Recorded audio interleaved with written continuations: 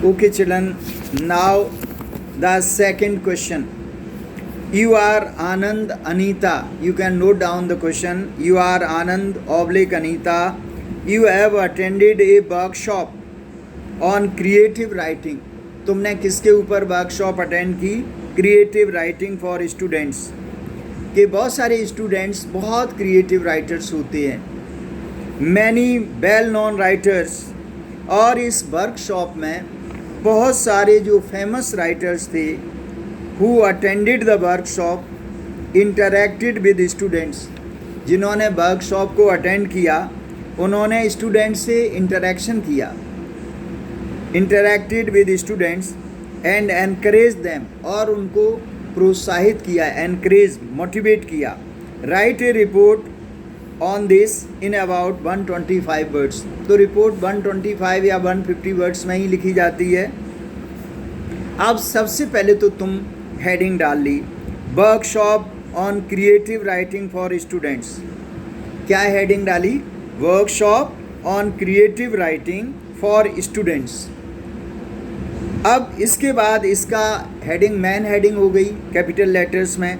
अब नीचे से स्टार्ट जब हम करेंगे, कोई भी शहर का नाम, कहाँ पर हुई, जयपुर, अजमेर, तो ज़्यादातर ये इस तरह की सेमिनार वगैरह बड़े शहरों में ही होती हैं, दिल्ली वगैरह में, जहाँ पर बहुत सारी स्कूल्स, एजुकेशनल इंस्टीट्यूशंस होते हैं. तो जयपुर 20 अगस्त 2020 नाम लिख दिया. दिल्ली, जयपुर, कोई भी, इवन चित्तौड़ भी लिख सकते हो. तो यहाँ पर नाम लिखने के बाद सिटी का 20 अगस्त 2020 डेट डालेंगे, ईयर. 3 आर्ट्स क्लब, 3 इसमें आर्ट्स क्लब थे.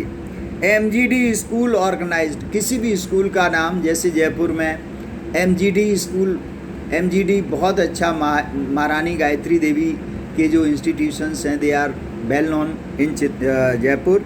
MGD स्कूल ऑर्गेनाइज्ड वर्कशॉप, या कोई भी स्कूल, चित्तौड़ का हम लिख रहे हैं तो इसका कोई भी स्कूल का नाम लिख सकते हैं, सिटी भी लिख सकते हैं. ऑर्गेनाइज्ड अ वर्कशॉप किस पर? On creative writing. किसके लिए? For students. The main function was organised on 10 August. अब तुमने डेट डाली 20th, लेकिन जो main function was organised on 10 August 10 अगस्त से शुरू हो गया. The workshop was to be in operation for a week. और ये वर्कशॉप एक दिन की नहीं थी. कब तक चली? 1 सप्ताह चली. It continued for 7-8 days. For a week the whole effort proved quite productive. और पूरा का पूरा जो एफर्ट था, the whole effort proved quite productive and fruitful.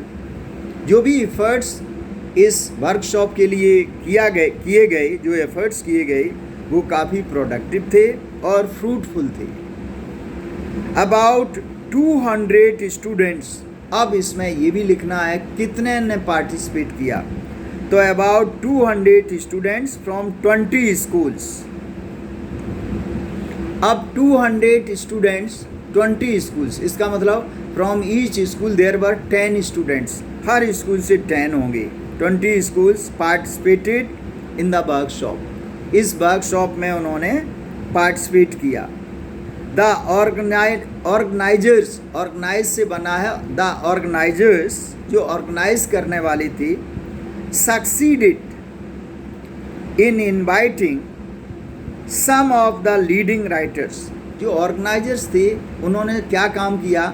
जो लीडिंग राइटर्स थे, बड़े बड़े रिनाउंड राइटर्स थे, उनको इनवाइट किया. Inviting some of the leading writers and journalists. और किसको इनवाइट किया? जो जर्नलिस्ट से उनको इनवाइट किया, पत्रकार. डॉक्टर, अब इनके तुम्हें क्या करना है? You have to write their name also. Doctor R.D. Singh, the noted Hindi writer, किसी का भी नाम लिख सकते हो.